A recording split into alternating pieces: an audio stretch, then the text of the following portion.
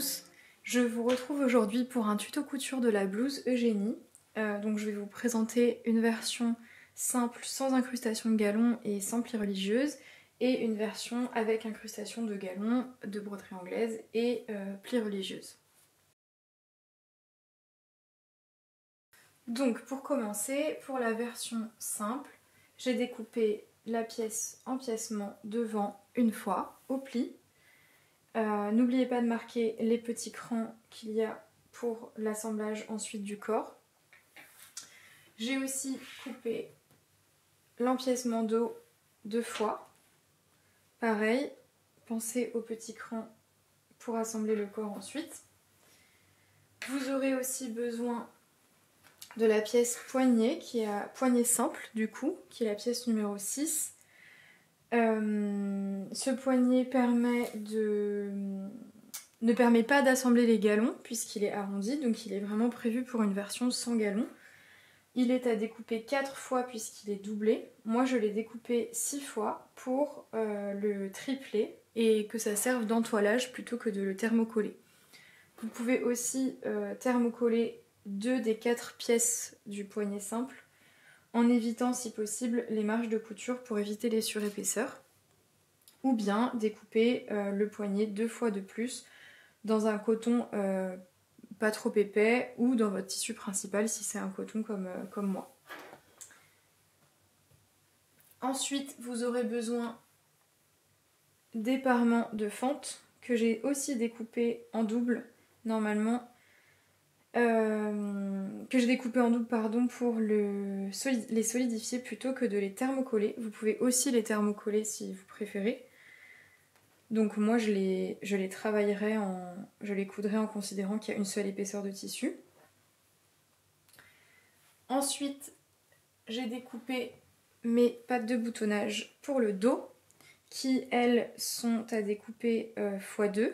Et ensuite, grâce aux petits crans qu'il y a sur le milieu en haut et en bas, on les pliera en deux. Et ces pièces sont à thermocoller,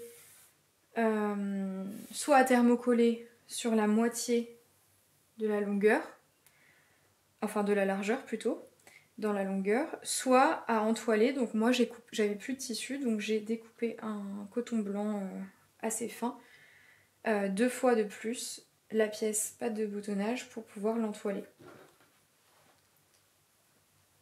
Ensuite j'ai découpé 2 bandes de biais. Hop, donc le biais c'est bien à 45 degrés du droit fil pour avoir le tissu un tissu extensible. J'ai découpé 2 bandes de biais de 4 cm de large pour finir l'encolure. J'en ai découpé 2 pour être large, mais je pense qu'une seule suffira. Ensuite, vous avez besoin de 2 pièces manches. Les manches simples, donc pas les manches qui sont en 2 parties, puisqu'on ne va pas faire d'incrustation de galons pour cette version.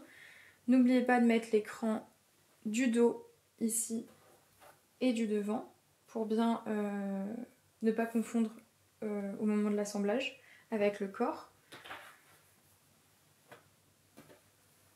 Ensuite, j'ai besoin de mon devant qui est à couper une fois au pli. Donc on marque un cran au niveau du milieu pour bien répartir les fonces, ainsi que l'écran pour assembler à la manche devant.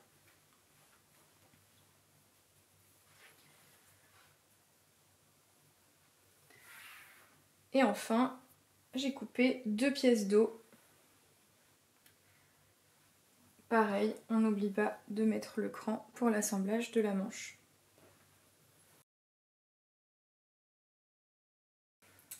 Pour la version avec incrustation de galons et plis religieuse, j'ai découpé également toutes mes pièces.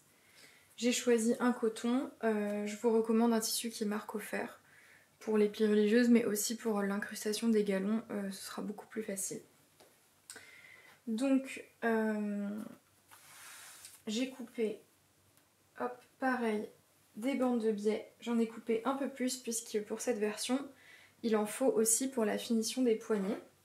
donc des bandes de biais de 4 cm. Vous pouvez aussi utiliser un biais déjà fait, acheté dans le commerce.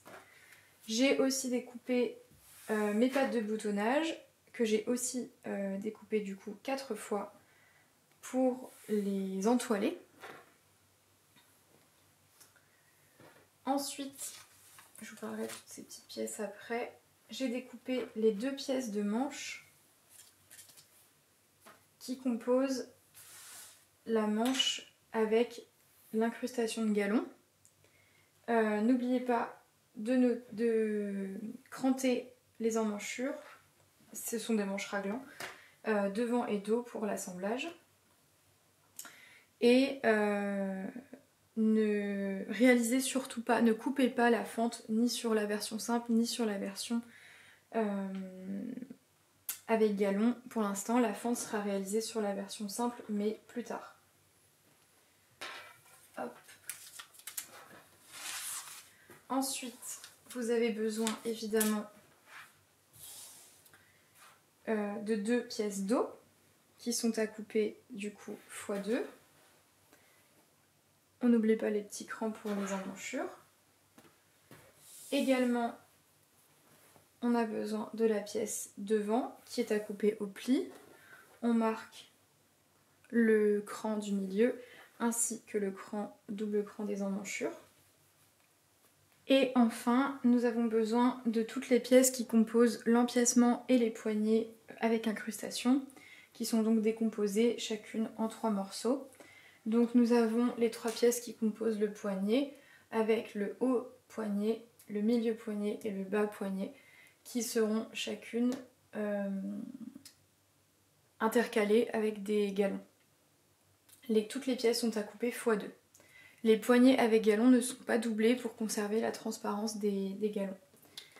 Ensuite, nous avons besoin de l'empiècement devant et de l'empiècement dos composé de plusieurs pièces. Donc l'empiècement devant est composé de 3 pièces.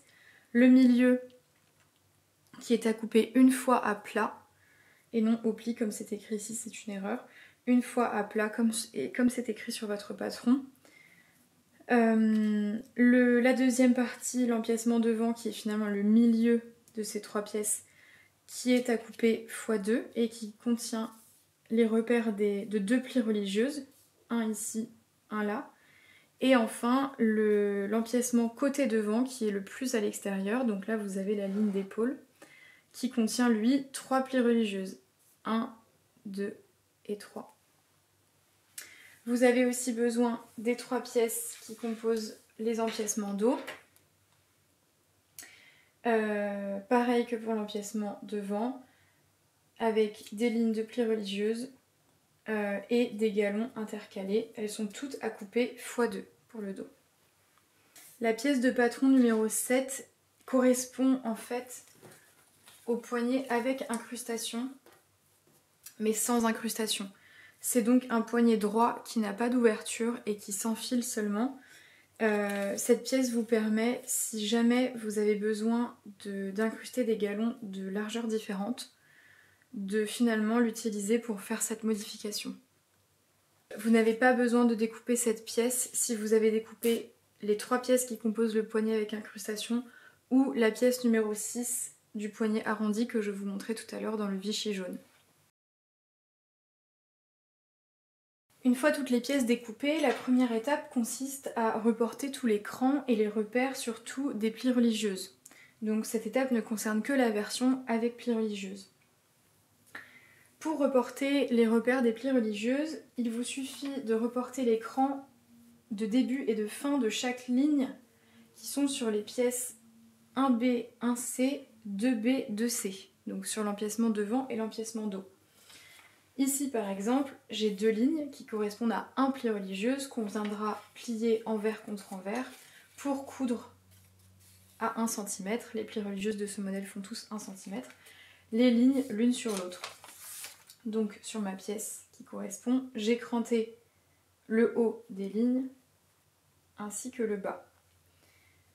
Une fois que c'est fait pour toutes les pièces qui comportent des plis, vous pouvez tout à fait vous aider en retraçant à la craie ou au stylo friction les lignes entre chaque cran.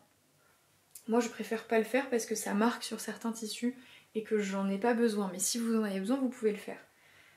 Une fois que vous avez tracé vos lignes et fait vos crans, ou juste cranté, vous n'avez plus qu'à prendre votre pièce sur l'endroit, donc ici j'ai mon endroit et là mon envers, et la plier envers contre envers en superposant vos deux crans l'un sur l'autre. Pareil, en bas, on superpose les deux crans l'un sur l'autre et le pli est formé. Maintenant, il suffit de repasser au fer. C'est là que le problème du stylo friction intervient et qu'il vaut mieux utiliser une craie. Repasser ce pli au fer. Hop. J'essaie de le faire ici. Quand votre pli est formé au fer, vous n'avez plus qu'à épingler pour le maintenir en place. Mettez autant d'épingles que vous le souhaitez. Et vous n'aurez plus qu'à piquer pour rejoindre l'écran du haut au cran du bas, donc ici à 1 cm du bord. Avant de coudre, je vous conseille de préparer tous vos plis religieuses, donc les plis religieuses des deux côtés, des deux parties de l'empiècement dos, donc des 4 parties pour les deux côtés, ainsi que de toutes les pièces qui composent l'empiècement devant, donc les 2 pièces 1C et les 2 pièces 1B. Voilà, donc j'ai pré-plié au fer tous mes plis religieuses, je ne les ai pas tous épinglés pour vous montrer ce que ça donne. Attention, pour la pièce 1B, il se peut, suivant la taille que vous coupez, qu'il y ait un creux comme ceci. Suivez bien la ligne, les deux lignes à superposer, et vous verrez qu'en fait, cette pointe se pliera de cette manière. Une fois que toutes mes pièces avec plis religieux sont pré-pliées, je vais les piquer à la machine à coudre à 1 cm du bord plié, donc vraiment ici. Vous pouvez les retracer si vous le souhaitez, pour vous aider au moment de la couture. Et je vous conseille à chaque fois de positionner sur le haut de votre machine le côté qui sera visible, puisqu'en fait tous vos plis seront couchés vers l'extérieur.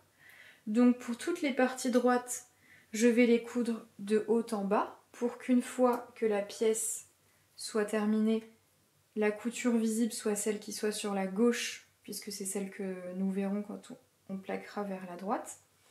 Et sur toutes les pièces de gauche, je vais faire ma couture du bas vers le haut. Donc je vais retourner toutes mes pièces pour que quand ce sera plaqué vers la gauche, ce soit bien la couture de droite qui soit visible. Et donc jolie, et pas avec le point du bas de la machine. Le fil de canette, je veux dire. Nous, on veut coudre avec le fil de la bobine. Voilà, donc c'est parti pour coudre tous les plis religieuses.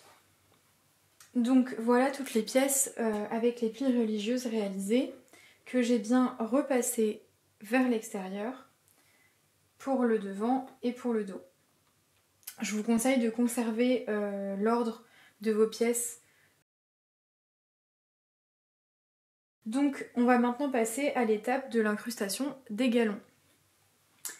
Pour cette version, j'ai choisi un galon festonné, donc qui est fini, et un galon avec des bords francs qui est donc non fini.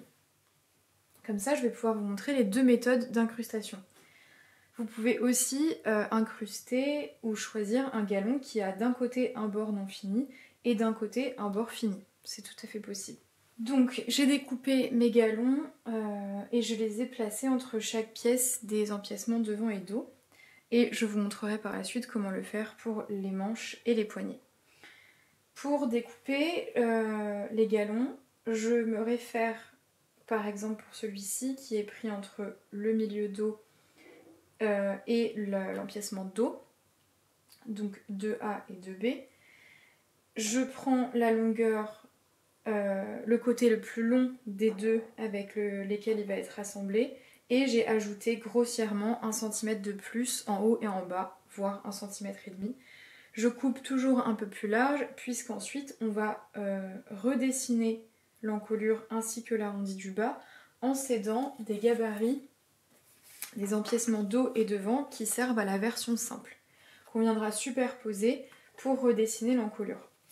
Donc ce que je vous conseille, c'est de faire ça pour tous les galons, de toujours couper plus que nécessaire et d'assembler toujours en prenant pour exemple le côté le plus long, donc ici c'est celui-là, et par exemple pour ce galon ce sera celui-ci.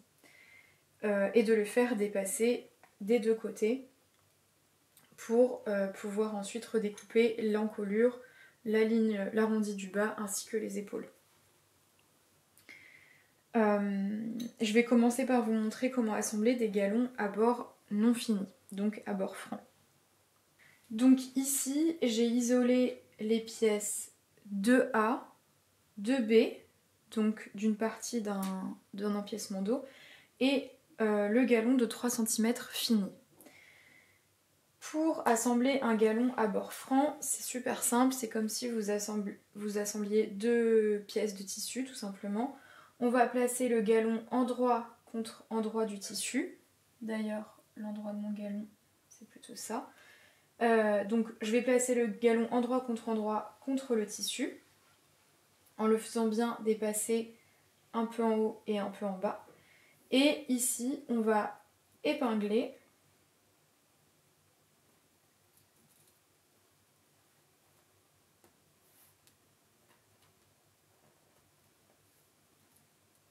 Hop. Encore une fois, vous mettez autant d'épingles que vous le souhaitez.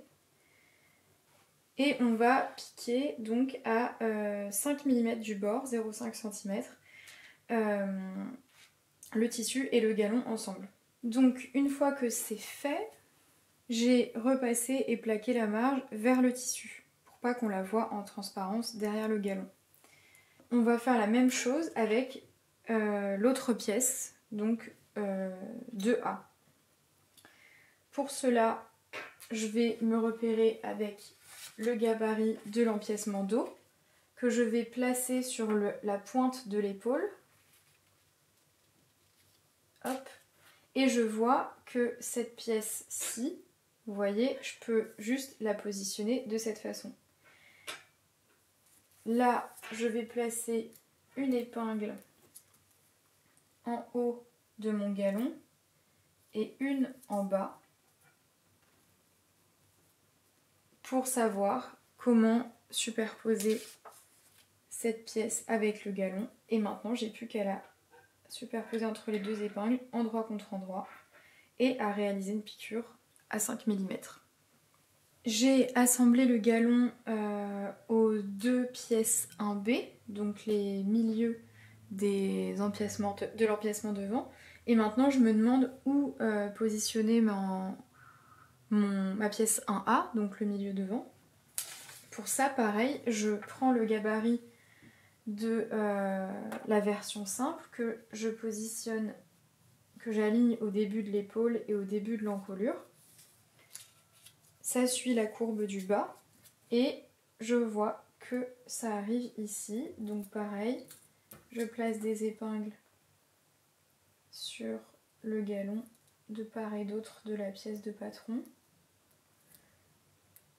Hop, voilà. Et je vais faire pareil de l'autre côté.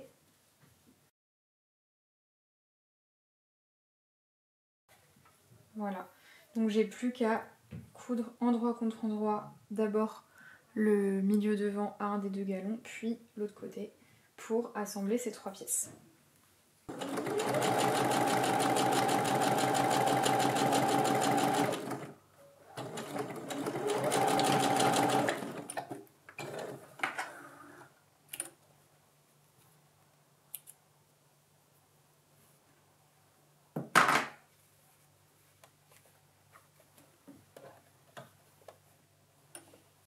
Une fois que vous avez assemblé tous vos galons à bord franc, que vous avez fait toutes les coutures à 0,5 cm, repassez en écartant bien les marges de couture vers le tissu.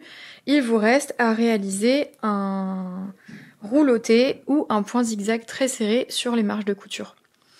Pour réaliser un rouloté à la surjeteuse, je vous conseille de positionner sous la surjeteuse votre tissu de cette manière. Le galon doit être sur le dessus pour que l'arrondi du rouloté soit sur le dessus et donc au contact de votre peau pour pas que ça gratte parce que l'intérieur est moins joli et ça risque de vous gratter.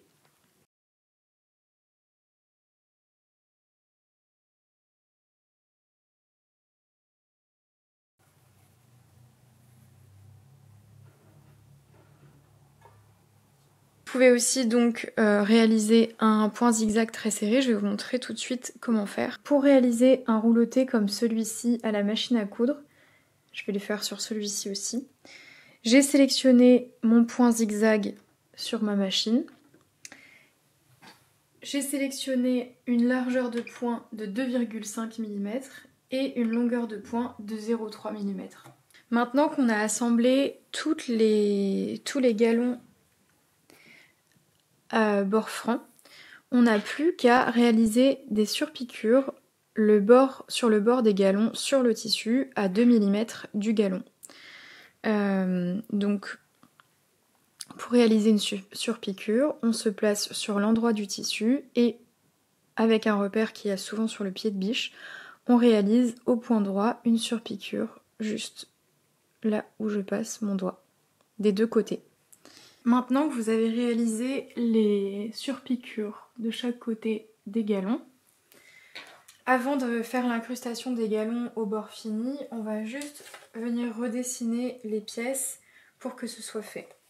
Pour l'empiècement devant, pareil que tout à l'heure, je viens superposer mon gabarit au-dessus et au stylo friction, grossièrement, je viens redessiner sur le galon en haut et en bas les lignes. Je retourne la pièce de patron et je fais pareil de l'autre côté.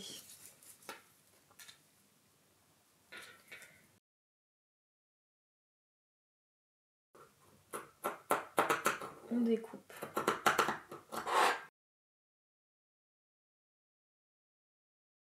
Voilà, on fait pareil pour les deux pièces du dos. Maintenant qu'on a terminé avec les galons au bord franc, on va assembler les galons au bord festonné, donc fini. Pour cela, on va d'abord faire un rouloté sur les deux bords à assembler de part et d'autre des galons. Pareil pour ce côté-là. Vous faites évidemment la même chose pour le dos. On va donc réaliser un rouloté, mais cette fois, on va réaliser le dessus du rouloté sur l'envers. Donc on va placer la pièce, le tissu sur la surjeteuse, pardon, avec l'envers face à vous.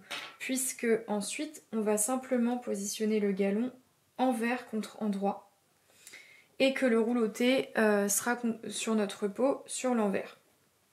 Une fois que vous avez fait le rouloté sur l'envers de chaque côté qu'on va assembler au galon, vous n'avez plus qu'à superposer d'abord votre galon en le faisant dépasser vraiment juste de la largeur du rouloté, puisque de toute façon, vous aurez remarqué que en réalisant un rouloté ou un point zigzag très serré, vous perdez bien 2 mm de tissu qui sont enroulés dans le fil.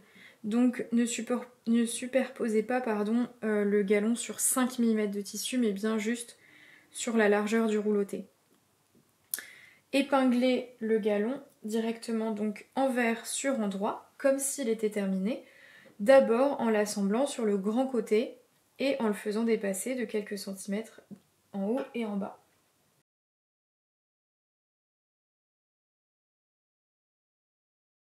Vous allez réaliser une surpiqûre à ras des festons, donc vraiment au ras de la base des festons, pour assembler le galon au milieu devant. Puis on fera la même chose pour assembler les côtés. ici et là. Voilà le résultat après avoir surpiqué les galons festonnés. Donc je vous montre de près ce que ça donne. Voilà. Vous voyez à peine les coutures finalement. Donc une fois que vous avez fait ça pour le devant et pour le dos, vous n'avez plus qu'à couper l'excédent en suivant la ligne d'épaule. Normalement vous n'avez pas besoin de vous aider du gabarit cette fois parce que vous avez juste à suivre la ligne. Et pareil pour l'arrondi. Hop. Et voilà. On coupe tous les petits fils.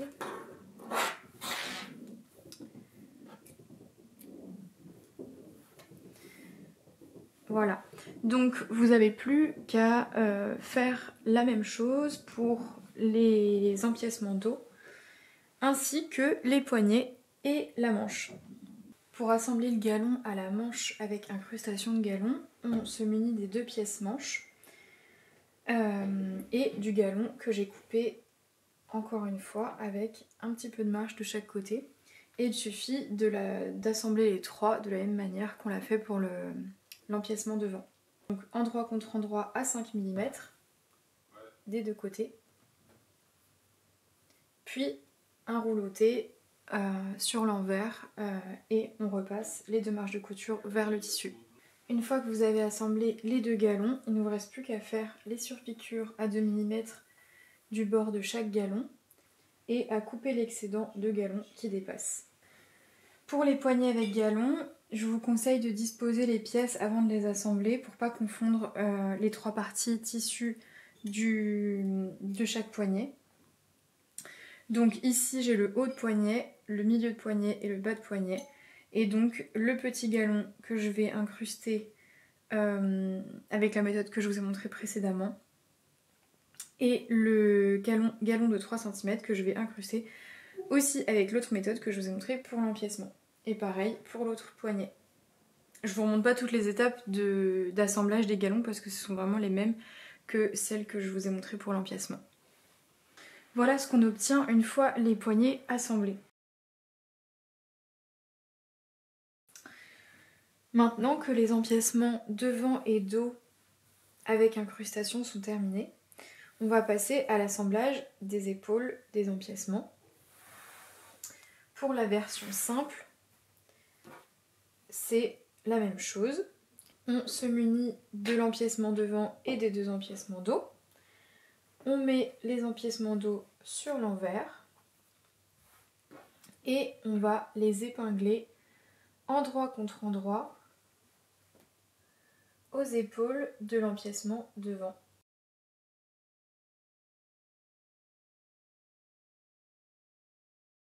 Et on va venir piquer à 1 cm pour assembler. On fait pareil pour la version avec empiècement,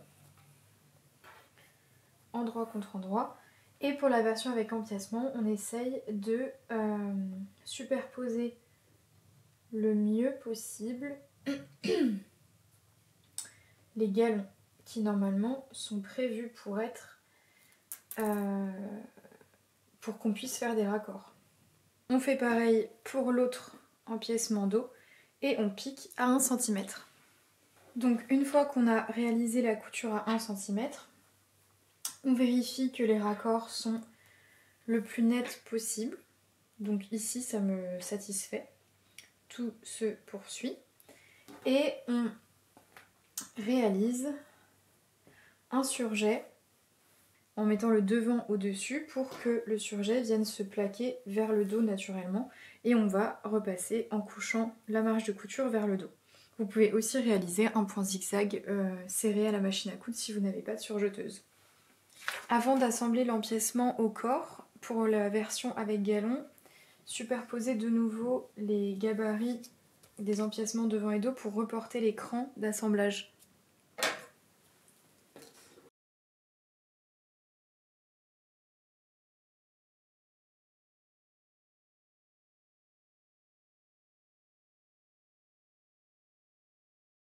Maintenant qu'on a terminé l'empiècement, on va s'occuper du corps.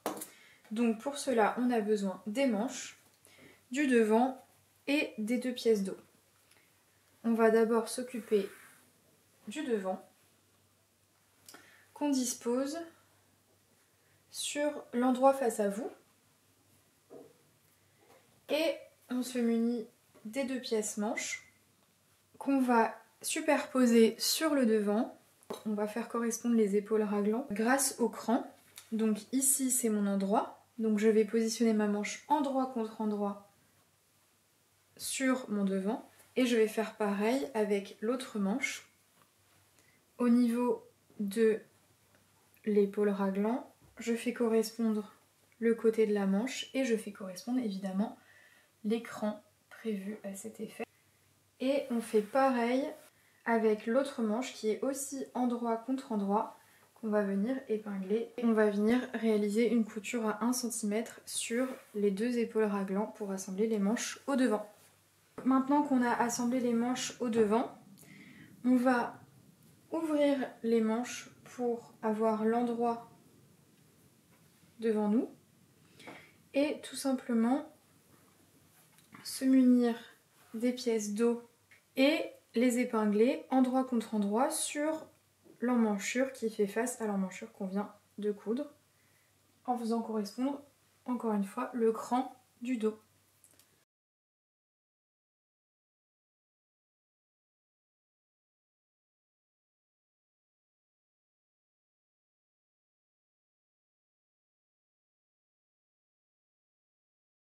On fait pareil avec l'autre pièce d'eau. Nous avons donc dans l'ordre un dos qui est assemblé endroit contre endroit sur une manche, qui est assemblé endroit contre endroit sur le devant, qui lui-même est assemblé à l'autre manche et elle-même à l'endroit du deuxième dos. On pique les emmanchures dos et on surjette les 4 coutures raglant.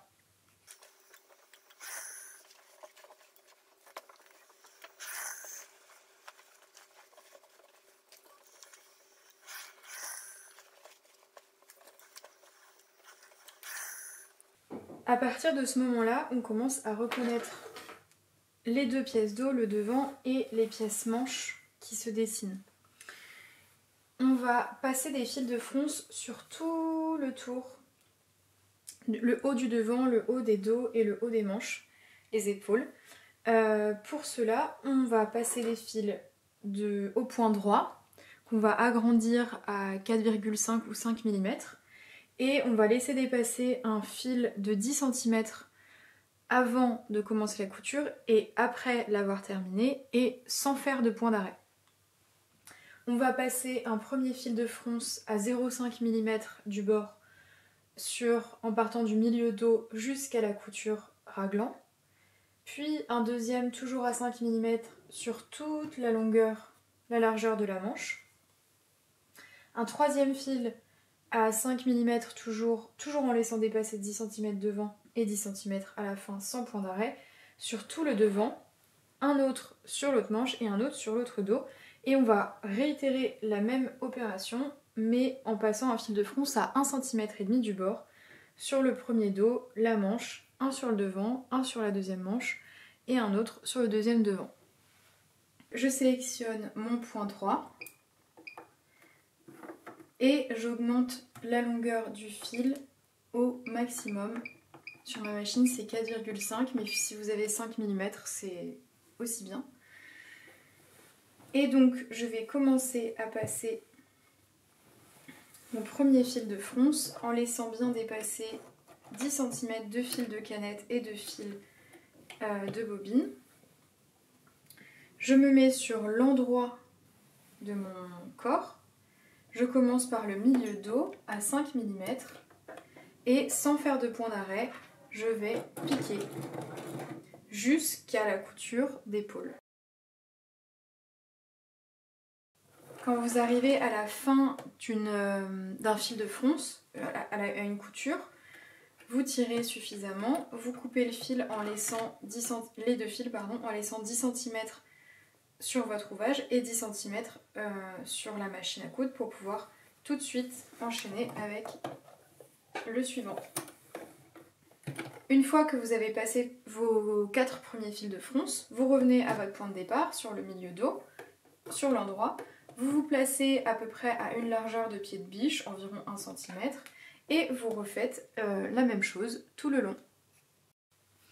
Une fois que vous avez passé vos 2 fils de fronce tout le long du haut du corps, munissez-vous de l'empiècement et placez les 2 pièces, le corps et l'empiècement, endroit face à vous. On va faire correspondre l'écran du bas de l'empiècement avec l'écran du haut du corps pour les assembler endroit contre endroit et venir tirer sur les fils de fronce pour froncer le corps et obtenir la même longueur que le bas de l'empiècement. Donc, on repère le cran du milieu du devant sur le corps et sur l'empiècement et on retourne l'empiècement envers face à vous et donc endroit contre endroit du corps. Et on fait correspondre, avec une épingle, l'écran de milieu devant. On va ensuite faire correspondre le premier cran de l'empiècement devant avec la couture d'épaule. Faites attention de bien sortir vos fils de fronce pour ne pas les épingler. Hop, on épingle. Ensuite, on va faire correspondre la couture d'épaule de l'empiècement avec le milieu de la manche qui correspond à la pointe de l'épaule. Hop. Puis vient la couture raglan du dos et le cran de l'empiècement dos qu'on fait également correspondre.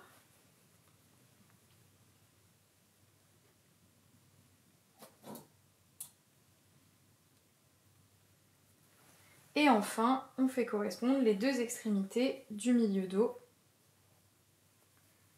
en tirant bien les fils de fronce vers l'extérieur.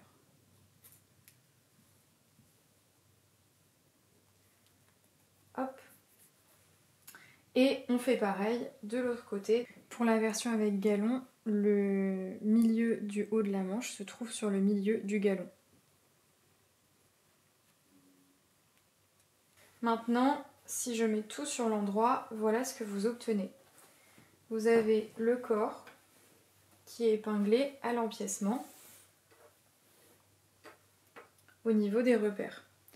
Ce qu'on va faire, c'est qu'on va se remettre endroit contre endroit, ou même plutôt avec le corps face à vous, ça sera plus simple, et l'empiècement en dessous. Et en partant d'une extrémité, je vais repérer le milieu des 2 pièces en tirant de chaque côté et en faisant correspondre les épingles, vous voyez. Je repère avec mes ongles de pouce où ça tombe et j'épingle.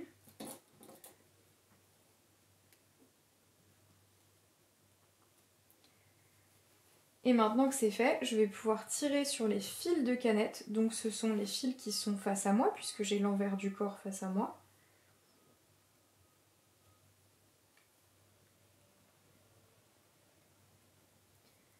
Je tire les fils de canette en faisant glisser le tissu sur les fils jusqu'à obtenir une première moitié qui fasse la même longueur que l'empiècement dos. Je répartis le plus uniformément possible les fronces.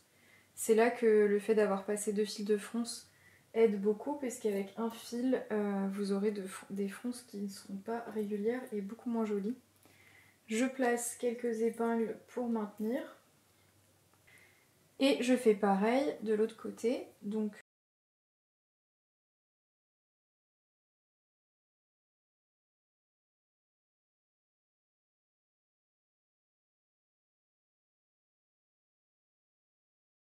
et vous allez faire ça tout le long.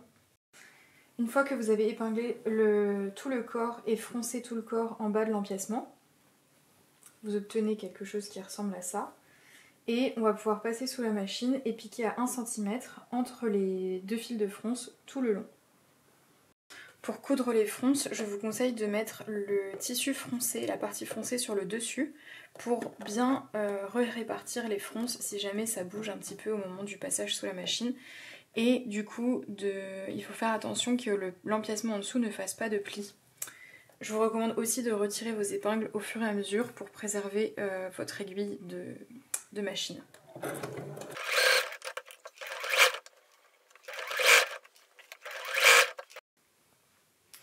Après avoir cousu le corps sur l'empiècement, vérifiez que vos fronces sont uniformément réparties, que vous n'avez pas coincé l'empiècement dans la couture, devant et derrière. Si les fronces vous plaisent, vous pouvez passer à l'étape suivante qui consiste à retirer les fils de fronce. Pour cette étape, il suffit de récupérer les fils que vous avez tirés tout à l'heure, donc les fils de canette qui sont côté envers du tissu. Et une fois que vous avez récupéré les fils qui sont sur l'envers de votre tissu, vous n'avez plus qu'à les tirer de la même manière que vous fronciez tout à l'heure le tissu.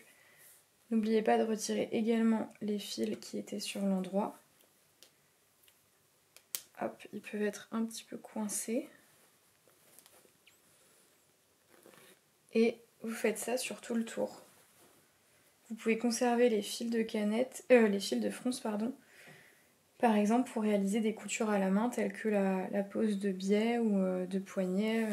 Si vous faites des coutures à la main, personnellement, je les garde pour ça. Hop. Quand tous les fils de fronce sont retirés, on n'a plus qu'à venir réaliser un surjet sur la marge de couture ou un point zigzag.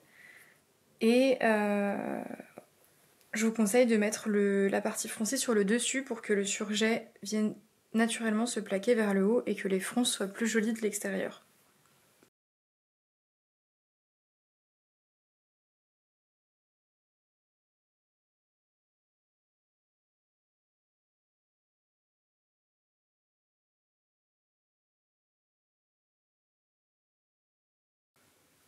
Après avoir repassé tout le tour de l'empiècement, on va maintenant coudre les coutures côté et les coutures de manche en une seule couture. Donc on se place sur l'envers du vêtement.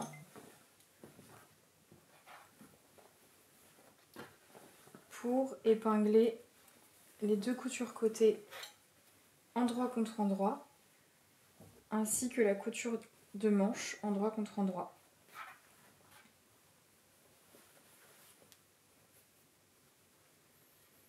On fait bien correspondre les coutures raglan et on épingle.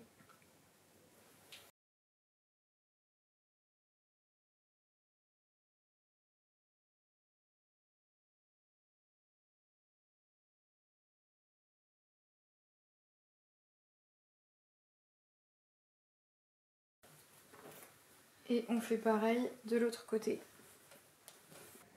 Et on peut passer à la machine à coudre nos deux coutures côté en faisant un point droit à 1 cm.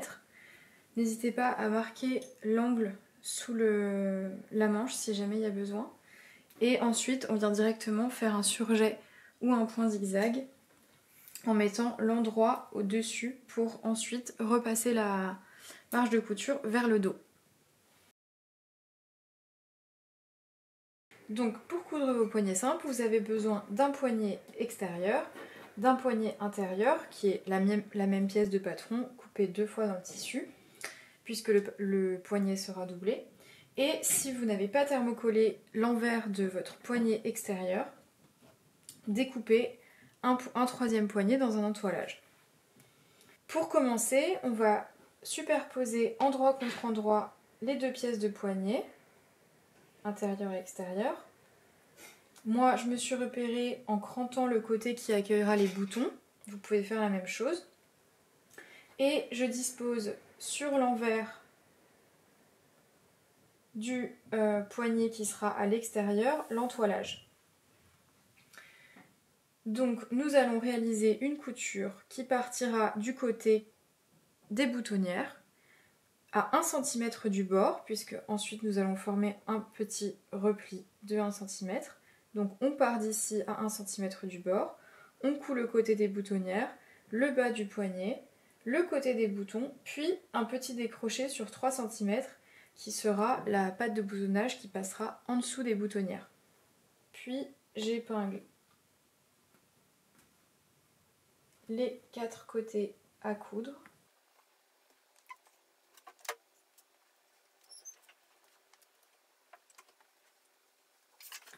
Une fois que vous avez tout épinglé, vous pouvez venir coudre à 1 cm les 4 côtés. Une fois que vous avez réalisé la couture pour assembler le poignet extérieur et intérieur, on va cranter l'arrondi du bas du poignet. Donc pour cranter, vous faites une entaille au ciseau assez proche de la couture, mais sans couper la couture, donc à 1 mm de la couture. Hop. Ensuite, on va le retourner sur l'endroit. Hop, n'hésitez pas à faire passer légèrement en dessous l'intérieur du poignet pour pas que ça dépasse sur l'endroit. Et on repasse aussi cet angle ici. Donc, je repasse pour bien aplatir les coutures. Et nous allons préformer un repli sur l'envers, donc le tissu, la partie intérieure du poignet. On va former un repli de 1 cm. Donc on ouvre le poignet et on va poursuivre le repli qui est formé par le petit rentré et former un repli de 1 cm pour nous aider à l'assemblage du poignet par la suite. Hop.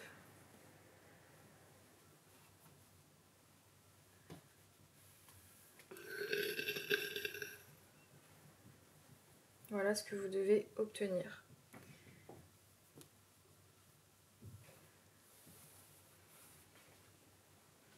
Donc j'ai fait mon deuxième poignet, à la différence que vous allez faire le décroché de l'autre côté. Donc au moment où vous avez l'extérieur de le poignet extérieur face à vous avec l'entoilage ou le thermocollant, le décroché et la partie bouton se trouvent à gauche et non à droite comme le premier poignet.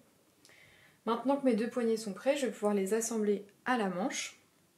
Pour réaliser la fente de la manche qui servira au poignet simple, donc le poignet qui n'a pas d'incrustation de galon et une patte de boutonnage, munissez-vous des 2 pièces parement fente que vous aurez soit thermocollées, soit coupées 4 fois dans votre tissu, ou bien 2 fois dans votre tissu et 2 fois dans un entoilage. Si vous avez choisi d'entoiler votre pièce et de ne pas la thermocoller, superposez vos 2 parements de fente pour le doubler et réalisez un surjet tout autour. Si vous l'avez thermocollé, c'est la même chose mais avec une seule épaisseur. Réalisez un surjet ou un point zigzag serré tout autour. Vous n'êtes pas obligé de faire l'un des 2 petits côtés puisque de toute façon il sera pris dans le poignet de manche.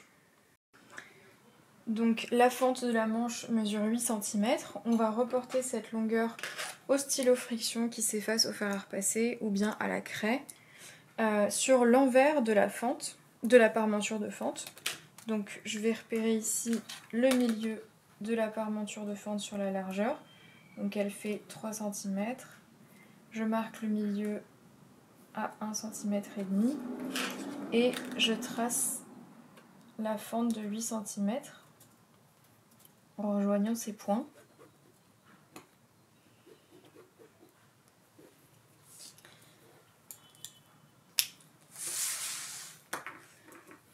Donc prenez maintenant votre manche sur l'endroit et on va positionner la parmenture de fente endroit contre endroit de la manche au niveau du cran que l'on a marqué au moment de la découpe, qui est le repère de la fente sur la partie arrondie de la manche.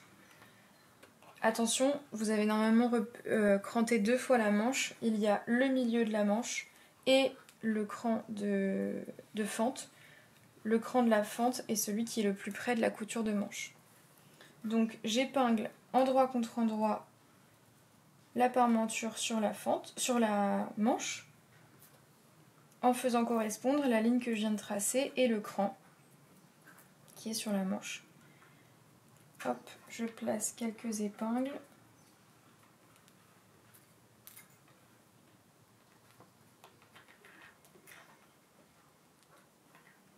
De sorte que la parmenture de fente soit droite.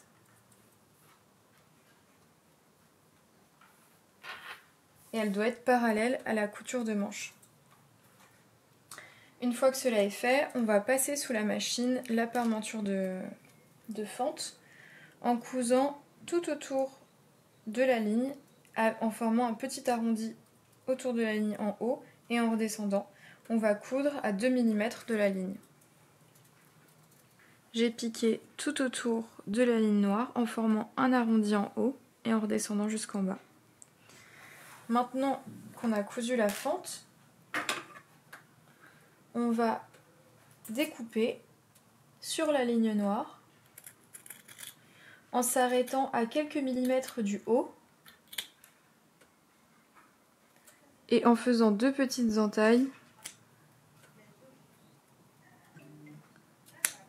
en haut. Vous devez cranter assez près de la couture sans la couper pour pas qu'elle soit fragilisée. Donc une fois que vous avez ouvert la fente, vous n'avez plus qu'à écarter la fente vers le côté opposé et passer le fer pour bien écarter, aplatir les coutures. Puis on va complètement retourner la fente vers l'envers.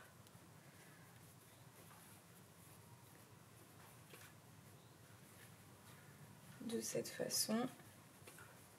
Si vous avez bien cranté, normalement vous n'allez pas avoir beaucoup de plis sur la pointe de la fente.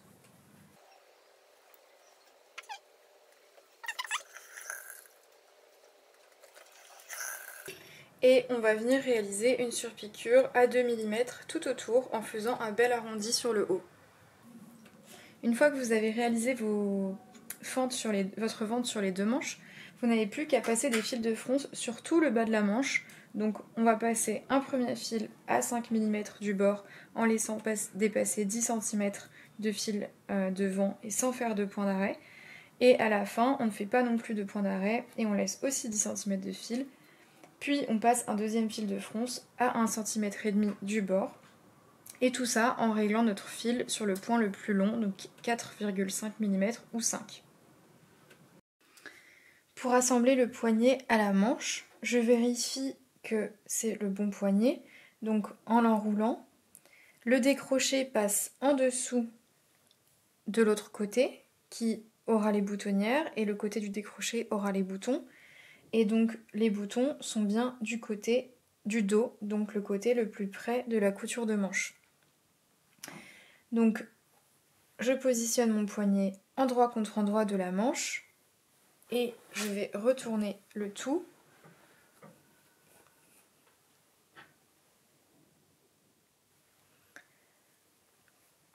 On ouvre au maximum le décroché et on vient épingler le bord de la fente juste après le début de la couture du décroché, pour qu'une fois cousue, la fente rentre dans le poignet juste après le décroché de cette façon-là. Donc on épingle cette extrémité, puis on fait glisser la manche le long du poignet, toujours endroit contre endroit, jusqu'à l'autre extrémité de la fente, qu'on épingle à l'autre côté, juste avant la marge de couture. Donc la couture qu'on a faite doit arriver juste avant, pour que de la même façon le poignet soit à l'intérieur une fois cousu.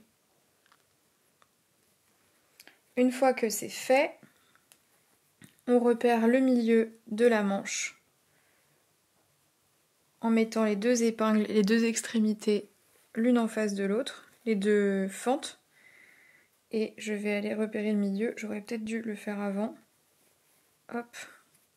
Je fais un cran au ciseau sans couper mon fil de fronce.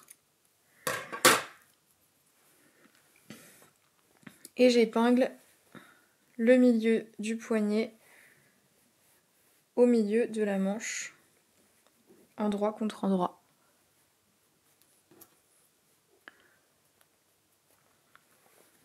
Je me mets côté manche et là je vais attraper les fils de fronce du dessous, donc de la canette, qui sont donc sur l'envers du tissu. Et je vais les tirer délicatement pour froncer la manche. Jusqu'à ce que j'obtienne une longueur égale à la moitié du poignet. Une fois que vous avez une longueur à peu près égale, répartissez uniformément les fronces.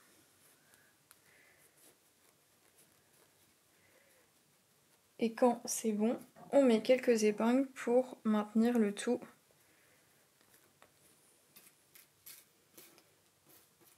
en place. On fait pareil de l'autre côté, on attrape les fils de canette que je tire jusqu'à obtenir la même longueur. Et je vais venir piquer à la machine à 1 cm entre les fils de fronce tout le long. Après avoir piqué à 1 cm, on va pouvoir retirer les fils de fronce. Donc je tire sur les fils de canette qui m'ont servi à froncer la manche.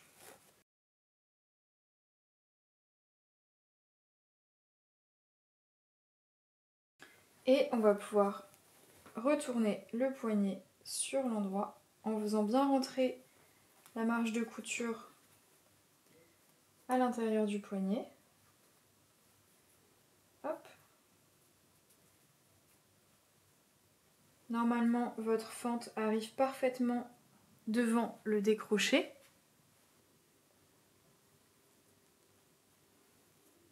Donc maintenant, on va se mettre sur l'intérieur du poignet et on va tout simplement faire correspondre la partie envers du poignet sur la couture qu'on vient de faire grâce au repli qui vient normalement pile se positionner sur la couture. On épingle. Donc là, vous épinglez soit à l'intérieur si vous voulez faire un point invisible à la main, soit je vous conseille plutôt d'épingler sur l'extérieur si vous souhaitez fixer l'intérieur du poignet en faisant une couture dans le sillon de la couture qu'on vient de faire. Personnellement, je préfère faire une couture à la main. Je trouve que c'est plus propre.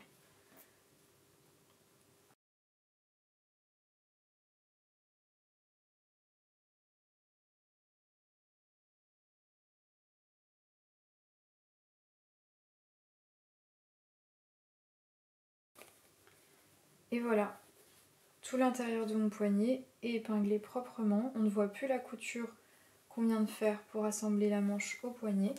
Et je vais pouvoir réaliser une couture à la main à l'intérieur, puis venir faire coudre mes boutons, mes 3 boutons, et réaliser mes boutonnières sur le côté pour ensuite fermer le poignet de cette façon. Et on n'a plus qu'à faire la même chose pour l'autre poignet. Maintenant que les poignets sont cousus, on va les assembler par les petits côtés. Donc mettez l'endroit face à vous et endroit contre endroit, on va épingler les petits côtés en faisant correspondre les galons. Voilà. Donc on fait la même chose sur l'autre poignet, on pique à 1 cm, on surjette la couture et on la repasse vers l'un des deux côtés. Maintenant que les deux poignets sont assemblés, on obtient un petit tube. Le galon le plus large est celui qui est sur le haut pour vous repérer. Donc on va passer à la finition du poignet en bas qui est faite au biais. Pour ça, on a besoin de bandes de biais, soit que vous avez préalablement découpé dans votre tissu, des bandes de 4 cm de large, soit du biais du commerce qui est déjà préplié. Donc pour savoir de quelle longueur de biais on a besoin pour finir le poignet, on mesure la largeur du poignet à plat. Donc ici il fait 11 cm pile, donc 22, puisqu'il est plié en deux, enfin aplati.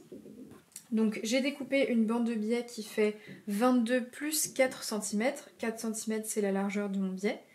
Donc une bande qui fait 26 cm, qu'on va venir fermer pour former un cercle. Pour le fermer, on ne va pas simplement faire une couture droite de cette façon-là. On va prendre les deux extrémités et les superposer de cette manière-là. Et faire une couture en diagonale ici. Donc je vais épingler pour vous montrer. Je vais épingler comme si je cousais pour que vous voyez le résultat.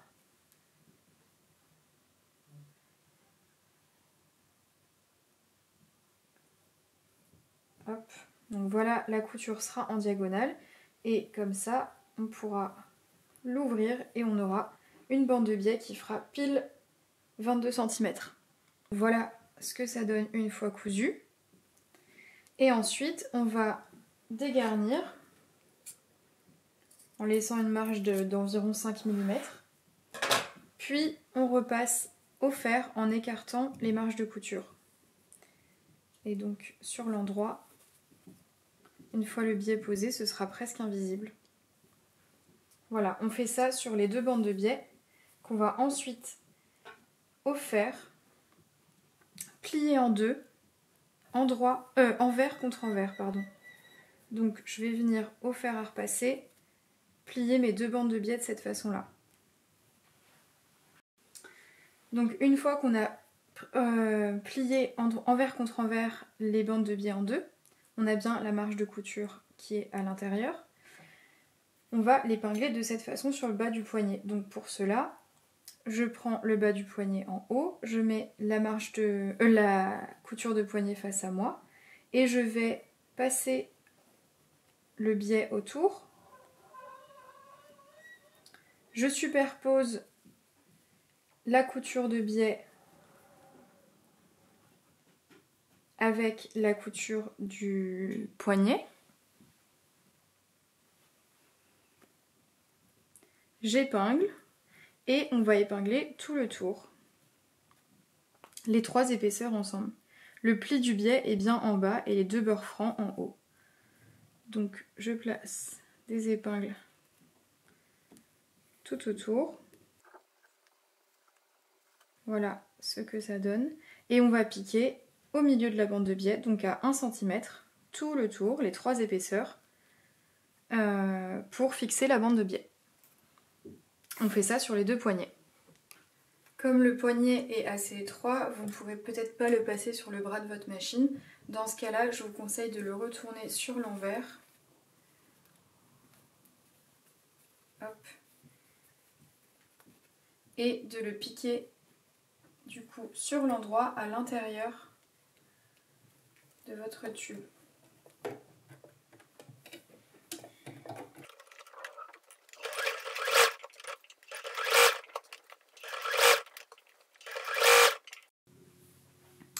Après avoir effectué la couture à 1 cm, on dégarnit la marge de couture de 5 mm, puis on la plaque vers le poignet et on repasse le biais vers le haut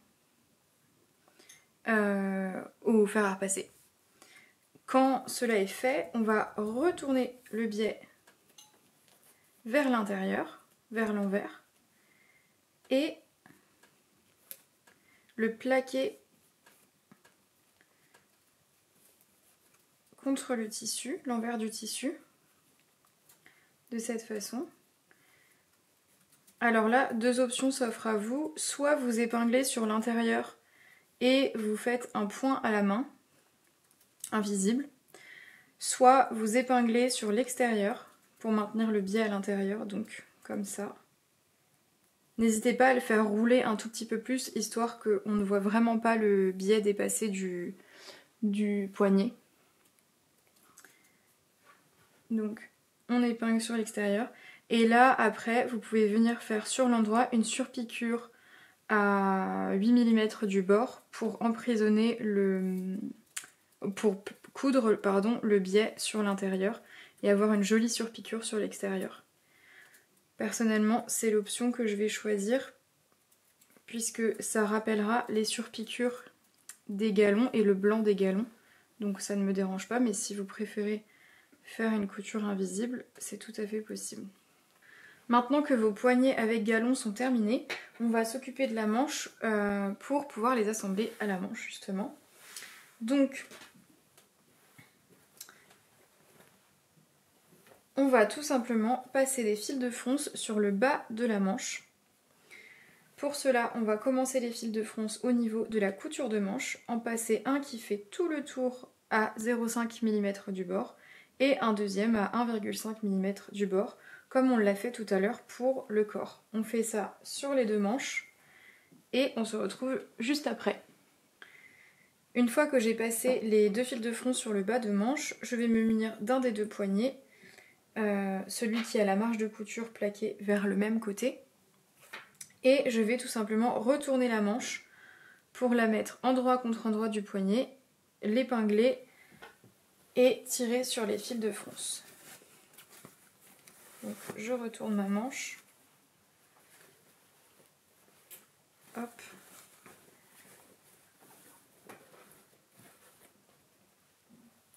Je retourne aussi mon poignet. J'insère mon poignet dans ma manche. Mon poignet à l'endroit dans ma manche à l'envers. Et je vais faire correspondre les coutures côté, enfin les coutures de manche et la couture de manche et la couture de poignet que je superpose. J'épingle et je vais aussi repérer le milieu de poignet.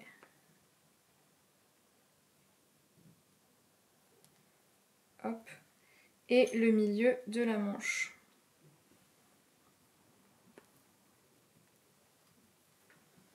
J'épingle les deux.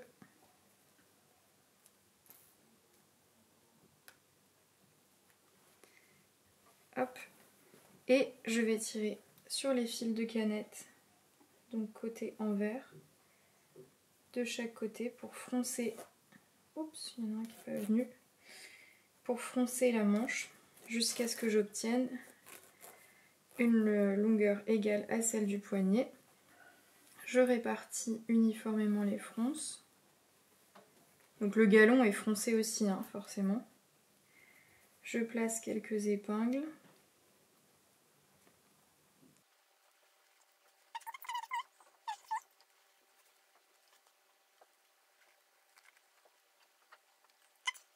Et je fais la même chose de l'autre côté.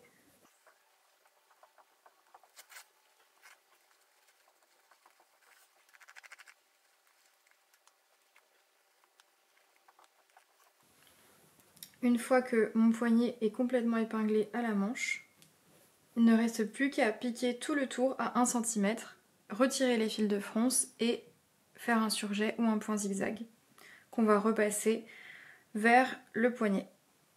Donc voilà ce qu'on obtient une fois qu'on a assemblé le poignet avec la couture à 1 cm plus le surjet, et on n'a plus qu'à passer la main dans la manche et la retourner sur l'endroit. Et voilà, on obtient une jolie manche bouffante avec incrustation de galons.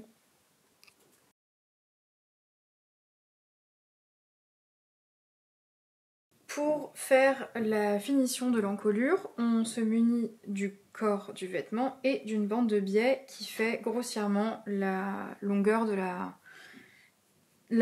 l'encolure. Ici, j'ai été obligée d'assembler 2 bandes de biais parce que mon biais était un peu juste. Donc j'ai utilisé la même méthode que celle que je vous ai montrée tout à l'heure pour la finition du poignet avec galon. Avant de l'assembler, on va plier endroit contre endroit le biais en deux et on va venir le repasser. Donc j'ai repassé ma bande de biais en deux, envers contre envers, et maintenant on va tout simplement sur l'endroit de l'empiècement venir épingler le biais en mettant les bords francs vers le haut et le bord plié vers le bas.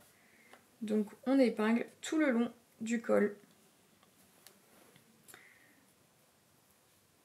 N'hésitez pas à tirer légèrement sur le biais pour pas que le col baille. Faut pas tirer comme un dingue, mais vous pouvez, ouais, vous voyez, vu que c'est coupé dans le biais, vous pouvez tout à fait le tendre légèrement. Donc on épingle tout le tour.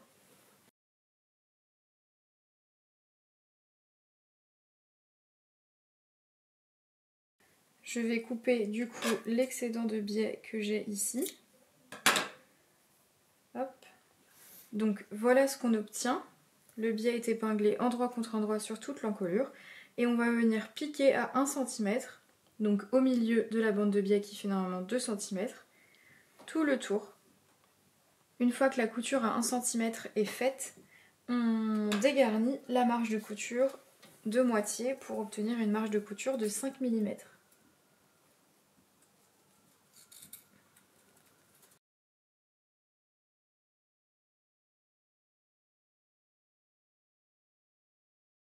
Maintenant qu'on a dégarni, on va repasser la bande de biais une fois à plat, en plaquant la marge vers l'intérieur, puis une seconde fois en rabattant le biais vers l'envers et en faisant dépasser un tout petit peu le tissu extérieur pour vraiment qu'on n'aperçoive pas du tout le biais. Donc on va repasser de cette manière, puis épingler, soit sur l'envers si on veut faire une couture à la main invisible à l'intérieur, soit sur l'endroit pour faire une surpiqûre à 8 mm. Donc j'ai repassé mon biais et moi je vais venir le rabattre vers l'envers et l'épingler sur l'endroit pour faire une surpiqûre. Faites attention pour la version avec galon et plis religieuses à bien plaquer vos plis religieuses et pas les coudre à l'envers. Une fois que vous avez épinglé le biais à l'intérieur sur tout le tour de l'encolure, vous venez faire soit une surpiqûre à 8 mm, soit une couture à la main à l'intérieur pour fixer le biais. Voilà ce que ça donne une fois la surpiqûre réalisée sur tout le tour de l'encolure. Donc on laisse le bord franc du biais.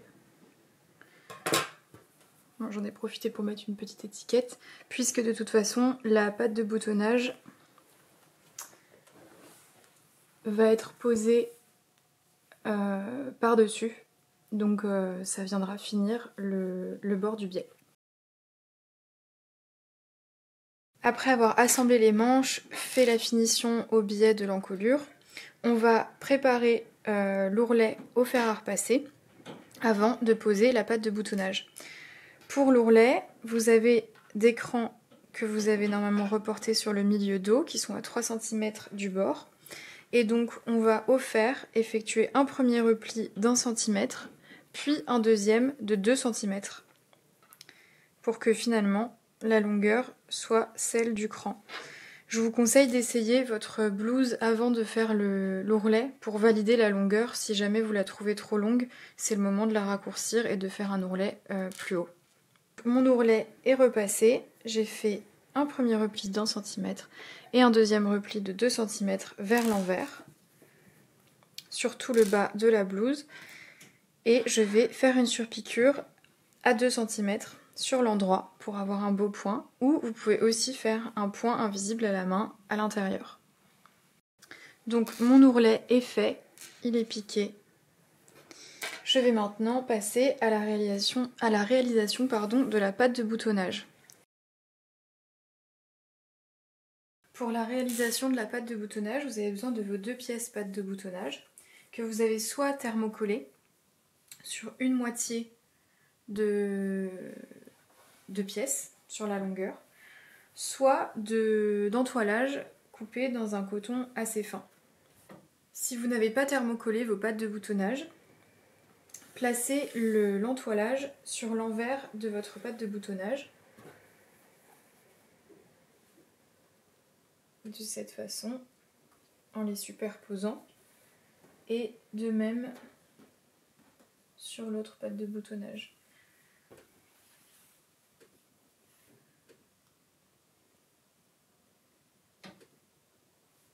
Hop.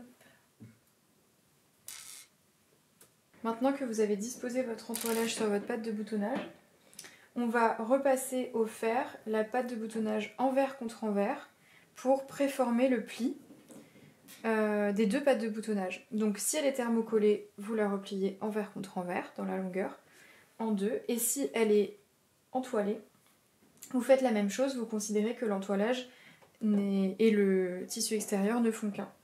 Donc on va venir repasser la patte de boutonnage sur toute la longueur en deux. Et on fait ça sur les deux pattes de boutonnage. Donc mes deux pattes de boutonnage sont repassées envers contre envers dans la longueur. Et je vais les retourner endroit contre endroit et épingler les petits côtés qu'on va piquer en haut et en bas.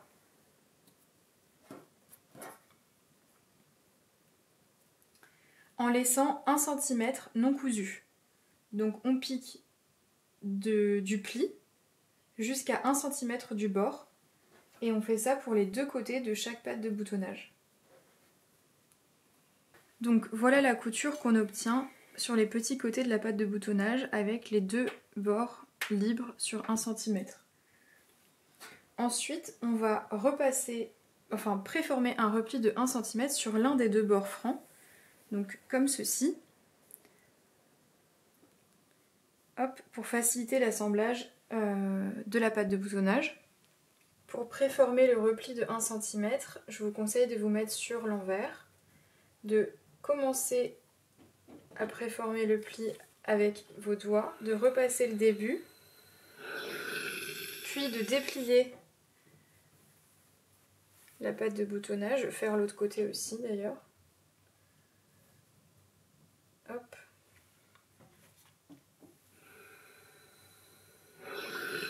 Et donc de déplier la patte de boutonnage sur l'envers et de continuer le repli sans tout repasser puisque sinon vous allez annuler le pli que vous avez formé tout à l'heure. Hop, on fait ça sur toute la longueur.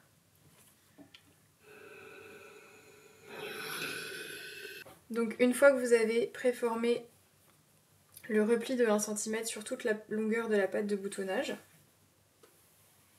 on va retourner les angles et pour ça vous n'avez pas besoin de cranter, vous avez juste besoin de maintenir la marge de couture aplatie entre votre pouce et votre index, ou dans l'autre sens d'ailleurs, peu importe, et de retourner sur l'envers en poussant l'angle et vous obtenez naturellement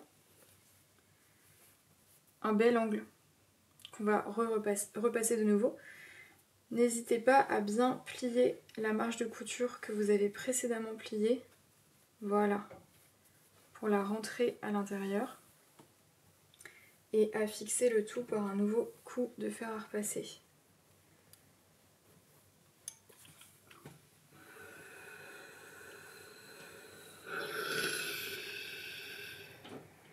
Voilà, de cette façon on obtient un bel angle. Je vous remontre sur l'autre côté.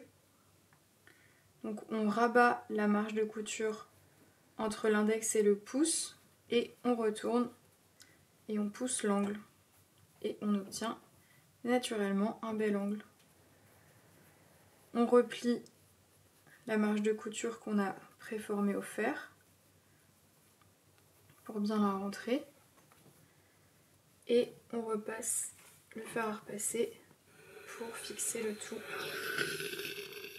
N'hésitez pas à repasser la patte de boutonnage sur l'endroit tout le long pour bien, voilà, qu'elle soit prête à l'assemblage. Maintenant que mes deux pattes de boutonnage sont prêtes, on va pouvoir les assembler au milieu dos. Donc on se met sur l'endroit de la blouse. Je choisis de commencer par le milieu dos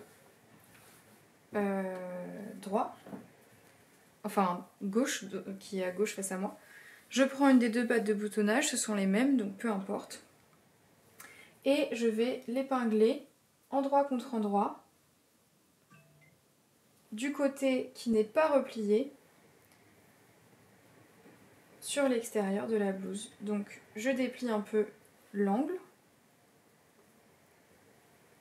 Hop, je prends des épingles et je l'épingle tout le long. Vous avez un cran sur la pâte de boutonnage pour repérer la découpe de l'empiècement et avoir un raccord entre les deux pattes de boutonnage. Une fois que la pâte de boutonnage est entièrement épinglée sur le milieu dos, endroit contre endroit, on va piquer à 1 cm tout le long, puis retirer les épingles. Une fois que vous avez réalisé la couture de la pâte de boutonnage endroit contre endroit, plaquez au fer la marge de couture vers la pâte de boutonnage, puis retournez les angles vers l'intérieur. Donc si vous avez un peu trop de marge de couture, vous pouvez dégarnir l'angle légèrement sans être trop près du bord. Puis on rentre les marges vers l'intérieur et on vient épingler la pâte de boutonnage sur l'envers. Et grâce au pli qu'on a préformé tout à l'heure au fer, elle se plaque exactement sur la couture que vous venez de faire.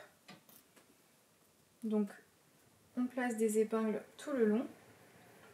Alors si vous voulez faire une surpiqûre sur l'endroit, je vous conseille de mettre les épingles sur l'endroit pour pouvoir les retirer au fur et à mesure. Personnellement, je préfère faire une couture à la main, comme pour les poignets, mais vous pouvez tout à fait piquer dans le sillon de la couture que vous venez de faire pour fixer la pâte de boutonnage à l'intérieur. Pour ça, n'hésitez pas à la faire dépasser d'1 ou 2 mm de la couture que vous venez de faire. Donc vraiment, la faire dépasser de quelques millimètres ici, vous voyez. Donc j'épingle tout le long, on épingle tout le long.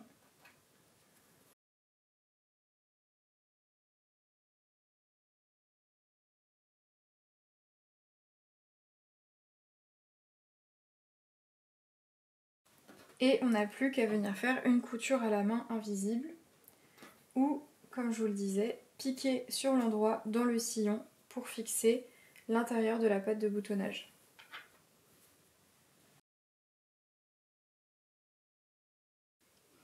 Pour réaliser une couture à la main invisible pour fixer la pâte de boutonnage ou le poignet simple par exemple, ce que je fais, c'est que je passe mon aiguille que j'ai enfilée avec un fil en double. Je la passe pour la faire ressortir dans l'angle et que le nœud soit dans la marge de couture. Je rentre de nouveau la marge de couture à l'intérieur.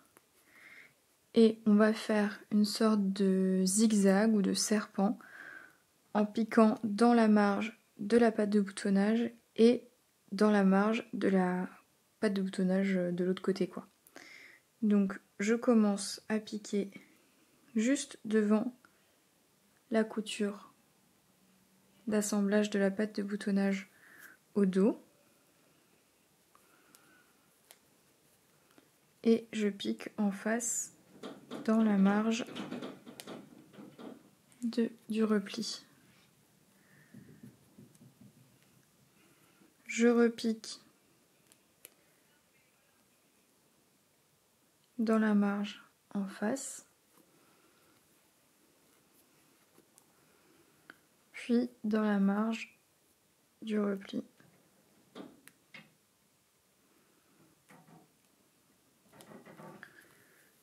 J'ai pas trop serré volontairement pour que vous puissiez voir. Voilà, ça fait comme un zigzag. On serre bien et ça plaque la pâte de boutonnage sur l'envers. Et on va faire ça tout le long des deux pattes de boutonnage du dos ainsi que l'intérieur du poignet simple. Pour celles qui ont choisi l'option du poignet simple.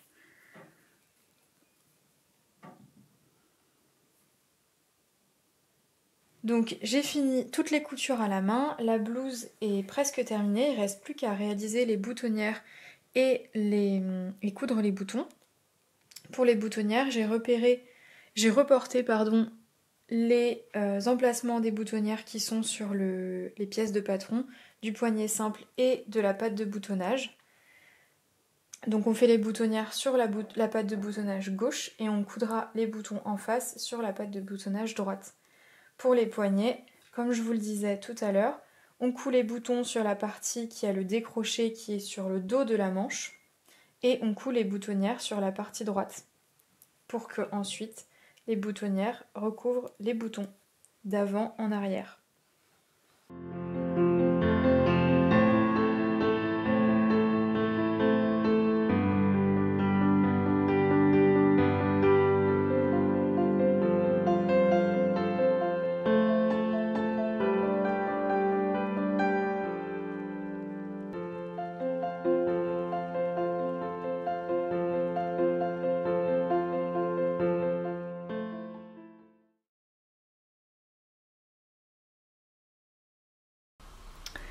Si jamais vous souhaitez insérer des galons qui ne font pas les mêmes dimensions que les galons qui sont conseillés, je vais vous montrer comment faire assez simplement. Je vais vous montrer la technique sur la pièce du poignet qui est la pièce numéro 7 que j'ai déjà décalquée, qui est en fait le gabarit du poignet avec galon mais sans les découpes. Et vous pouvez utiliser la même méthode pour la manche, avec la manche sans galon, et pour les empiècements dos et devant avec les pièces 1 et 2 qui n'ont pas les galons. Vous pouvez aussi juste modifier les marges de couture. Par exemple, si je veux insérer ce galon qui fait 2,5 cm de largeur finie, à la place du galon qui en fait 3, il suffit d'augmenter les marges de couture de 0,25 cm de chaque côté des bords qui seront assemblés avec le galon. Si jamais vous voulez assembler un galon de 2,5 cm à la place du galon de 1,5 cm, il faudra réduire les marges de couture de 0,5 de chaque côté, puisqu'il est plus large. Je trouve que c'est plus simple de partir du gabarit plutôt que de faire ça, parce que ça vous permet aussi de mieux répartir, de mieux positionner vos galons, parce que quand ils font une taille différente, on les positionne pas de la même façon. Donc je vous montre ça tout de suite.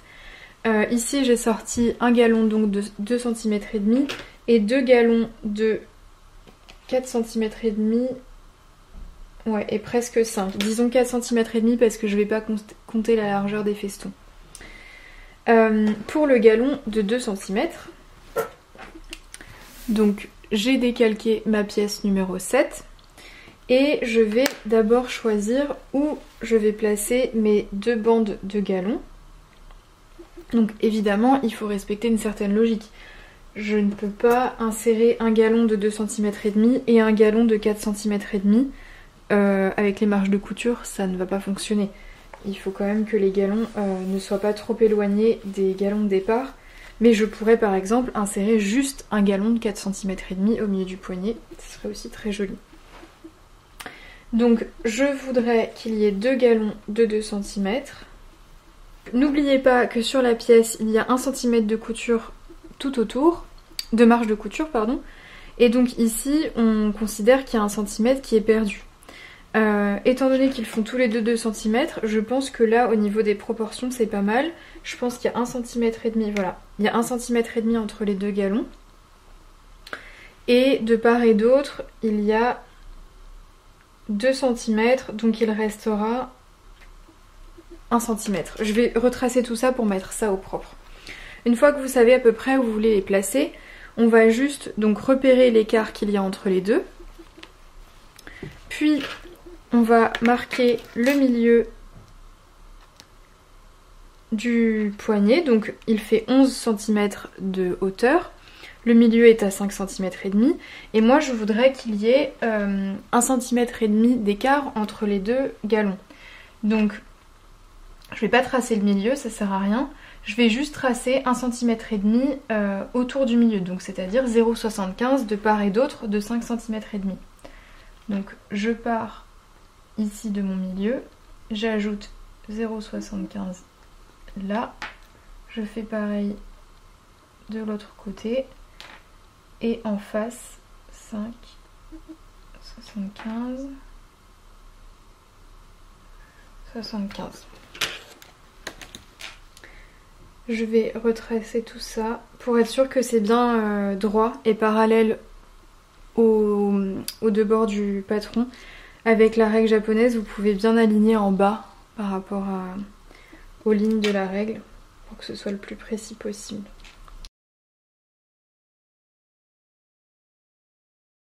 Et du coup, maintenant que j'ai l'écart entre mes deux galons, je vais pouvoir retracer à 2 cm de part et d'autre une ligne qui définira finalement l'espace réservé aux galons. Il faudra bien sûr ajouter les marges de couture après, mais là au moins on voit...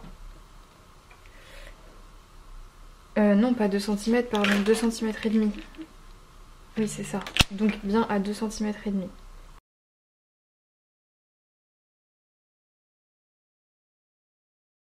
Ok.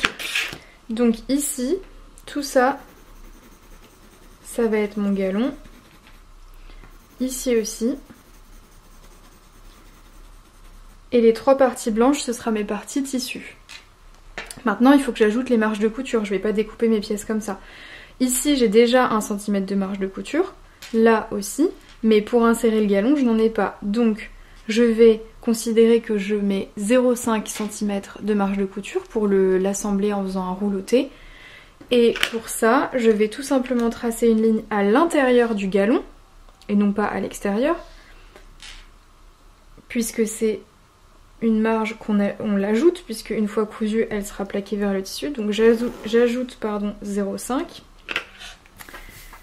Pareil de l'autre côté du galon.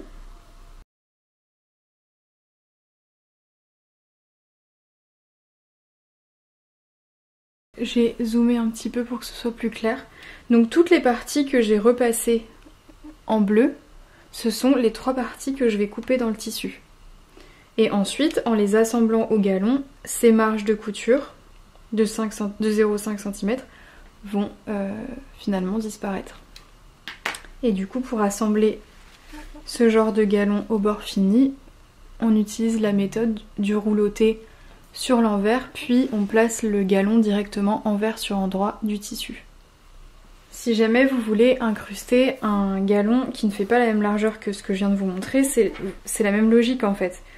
Vous tracez sur votre poignet directement la largeur de votre galon fini, vous ajoutez les marges de couture à l'intérieur et non pas à l'extérieur. Il faut rajouter du tissu.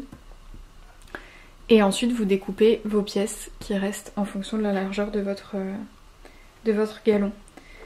Pour modifier la largeur des galons sur les empiècements, je vous montre sur l'empiècement devant. Sachez que toutes les marges de couture qui sont prévues pour être assemblées au galon sont de 0,5 cm. Donc à partir de ce moment-là, d'ailleurs j'ai mis mon empiècement devant du mauvais côté. À partir de ce moment-là, vous pouvez considérer que si vous souhaitez ici insérer un galon qui fait 2 cm et demi au lieu de 3 cm, il faudra tout simplement rajouter 0,25 de chaque côté. Donc ici, je collerai ma pièce de patron sur un autre papier et j'élargirai la marge de couture de 0,25. Pareil ici. En revanche, pour l'insérer là, comme le galon qui est normalement prévu est de 1 cm et demi et donc plus petit, il faudra retirer des marges de couture. Donc il faudra retirer en tout 1 cm puisqu'il fait 2 cm et demi et donc 1 cm de plus que le galon prévu. Donc je retirerai ici 0,5 et ici aussi je retirerai 0,5. Faites juste attention à l'emplacement des plis religieuses puisque forcément le patron est prévu pour des galons de 3 cm et de 1 cm et demi de large et donc il y a une certaine homogénéité dans la répartition des galons, l'espacement entre les galons et les plis religieuses. Donc ça après c'est à vous de voir, c'est à vous de juger.